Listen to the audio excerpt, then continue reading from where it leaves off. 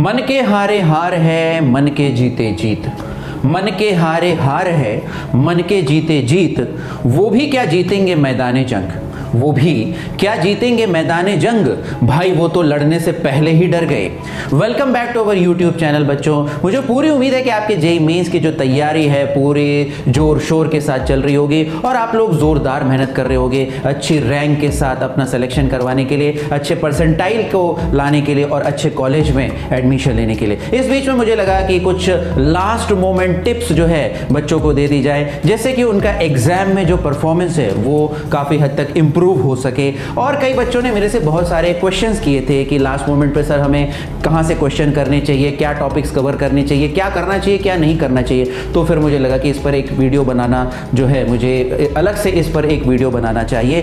तो आज का ये जो वीडियो है आपके लिए बहुत ही ज़्यादा इंपॉर्टेंट रहने वाला है। इस वीडियो को बिल्कुल भी स्किप मत करिएगा और लास्ट तक ज़रूर देखिएगा। तो बिना किसी फर्दर डिले के आज के हम इस वीडियो को स्टार्ट करते हैं। Last moment strategy for JEE Mains 2024। तो अक्सर बच्चों का ये क्वेश्चन रहता है कि सर हमें लास्ट के एक हफ्ते 10 दिन में कितनी पढ़ाई करनी चाहिए। तो बच्चों जैसा कि मैं काफ़ी समय से कहता चला रहा हूँ कि 12 से 16 घंटे, केवल लास्ट के एक हफ्ते 10 दिन नहीं, 1 महीना 2 महीना 3 महीना पहले से भी आपको 12 से 16 घंटे पढ़ना चाहिए था और अभी तो आपको 12 से 16 घंटे पढ़ना ही चाहिए। बहुत ही ज़्यादा ज़रूरी है। फोकस्ड रहिए, बिल्कुल भी डिस्ट्रैक्ट मत होइए और पूरी तरह से जी जान लगा करके जोरदार पढ़ाई करिए। कई बार बच्चों के मन में ये क्वेश्चन रहता है कि सर लास्ट मोमेंट पे क्या हम कोई नए टॉपिक्स कवर कर सकते हैं, ऐसे टॉपिक्स जिन पे हम वीक हैं, जिनमें हमारा कॉन्फिडेंस नहीं है, अगर हम उनको अच्छे से कवर कर ले तो उनसे भी रिलेटेड अगर क्वेश्चन एग्जाम में आएगा तो हम कर पाएंगे। लेकिन मेरा यहाँ पे सजेशन ये रहेगा बच्चों कि अभी फिलहाल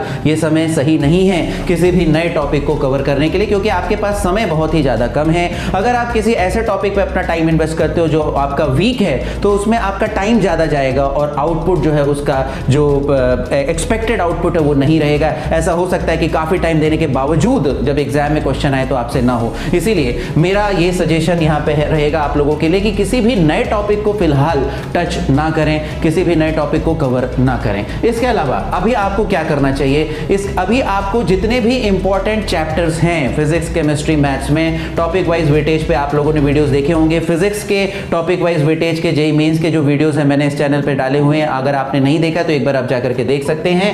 तो जो भी इंपॉर्टेंट चैप्टर्स हैं, जो भी हाई वेटेज चैप्टर्स हैं, उनके इंपॉर्टेंट कॉन्सेप्ट्स और फॉर्मूले को रिवाइज करिए। अभी कुछ ही दिनों पहले मैं कुछ बच्चों से इंटरेक्ट कर रहा था और इंटरेक्शन में मुझे ये पता लगा कि उन बच्चों को इंपॉर्टेंट चैप्टर्स के जो बेसिक फॉर्मूलेज हैं वो भूल गए हैं, वो उनको याद नहीं है। बच्चों ये बहुत ही ज़्यादा डेंजरस है।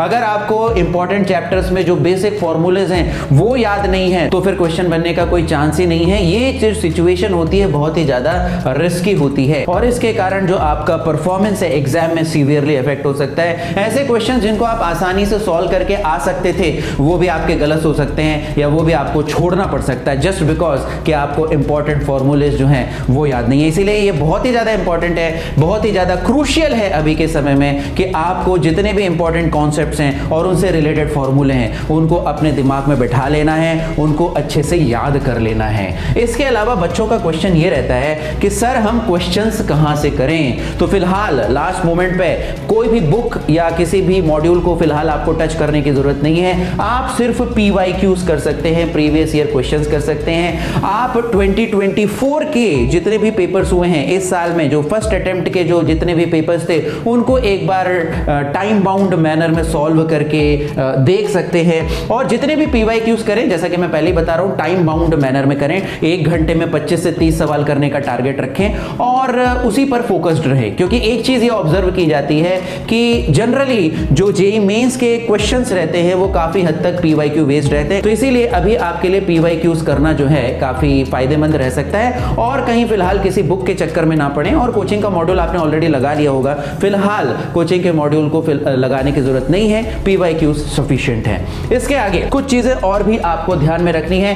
कई बार बच्चे जो हैं उनकी रात को पढ़ने की आदत होती है, बच्चे लेट नाइट करते हैं और फिर दिन में सोते हैं। लेकिन यहाँ पे बच्चों एक चीज़ आपको पता है कि जो जेईई मेंस का एग्जाम है वो दिन में होता है, इसीलिए आपको अभी से अपनी स्लीप साइकिल को प्रॉपरली एडजस्ट कर लेना है, क्योंकि अगर आप रात में जागते हो दिन में सोते हो तो आपका जो माइंड है वो यूज्ड टू हो जाता है। किसके यूज्ड टू हो जाता है? रात में एक्टिव रहता है, दिन में इनएक्टिव हो जाता है। तो इसीलिए आपको अपनी स्लीप साइकिल चेंज करनी पड़ेगी जिससे आपका माइंड दिन में एक्टिव रहे, और फिर अगर दिन में एक्टिव रहेगा तो दिन में जब एग्जाम होगा तो आप एक्टिवली उन क्वेश्चंस को अटेम्प्ट कर पाओगे, एक्यूरेटली जो क्वेश्चंस हैं उनको सही कर पाओगे और आपकी प्रोडक्टिविटी उसमें हाई रहेगी। अगर आपकी स्लीप साइकिल अफेक्टेड है तो जब आप क्वेश्चंस करने जाओगे तो आपकी एक्यूरेसी अफेक्ट होगी, आपका जो प्रॉब्लम सॉल्विंग एबिलिटी है, सोचने की शक्ति है, वो भी अफेक्ट हो जाएगी। इसीलिए ये बहुत ज्यादा इंपॉर्टेंट है कि अभी से स्लीप साइकिल को सही करिए, रात को जल्दी सो जाइए, दिन में जागिए, दिन में एक्टिव रहिए, दिन में क्वेश्चंस करिए, जिससे कि जेईई मेंस का जो एग्जाम दिन में होने वाला है उसमें आप अपना परफॉर्मेंस अच्छा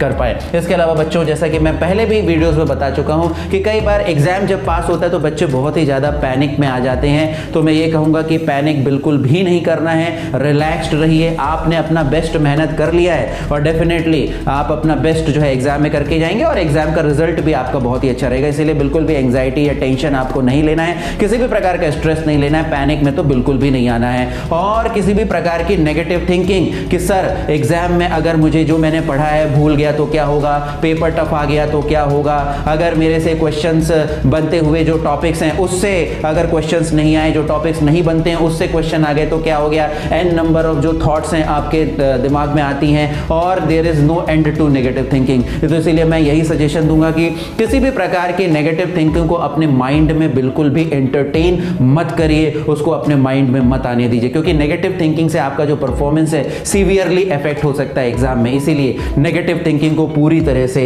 अवॉइड करें। और यहाँ पे ये मैं अक्सर बोलता रहता हूँ कि अपनी स्लीप यानी कि जो सफिशिएंट स्लीप है 7 से 8 घंटे की जो स्लीप है अभी आपको लेनी है, जिससे आपका हेल्थ अच्छा रहे, आपका माइंड अच्छा रहे, और डाइट भी आपको प्रॉपर लेनी है जिससे कि आपकी हेल्थ जो है वो बनी रहे और एग्जाम में आप अच्छे से एग्जाम दे सके। क्योंकि अगर आपकी हेल्थ खराब हो जाएगी तो डेफिनेटली आपका एग्जाम में परफॉर्मेंस इफेक्ट होगा। तो ये रही शॉर्ट में कुछ इंपॉर्टेंट टिप्स, और ये टिप्स यदि आप ध्यान में रखते हैं और इन टिप्स को फॉलो करते हैं तो डेफिनेटली एग्जाम में जो आपका परफॉर्मेंस है उसके अच्छे होने की प्रोबेबिलिटी काफी हाई हो जाएगी। इसके अलावा अगले 1-2 दिनों में मैं एक और वीडियो लेकर के आऊंगा जहां पर एग्जामिनेशन हॉल में आपको किस तरह से अपना मेंटल बैलेंस बनाए रखना है, एग्जाम के पेपर अटेम्प्ट में क्या स्ट्रेटेजी आप फॉलो कर सकते हैं, ये चीजें मैं आपको बताऊंगा। और मुझे उम्मीद है कि इस वीडियो से आपका फायदा हुआ होगा, और यदि आपको ऐसा लगता है तो इस वीडियो को लाइक कर दीजिए, शेयर कर दीजिए, हमारे चैनल को सब्सक्राइब कर दीजिए और साथ ही साथ कमेंट करके हमें बताइए कि और किस तरह की वीडियो हम इस चैनल पर लेकर के आए जिससे कि आपका बेनिफिट हो सके, आपकी हेल्प हो सके। तो मिलते हैं अगले वीडियो में। Till then wish you all the best, take care, bye bye.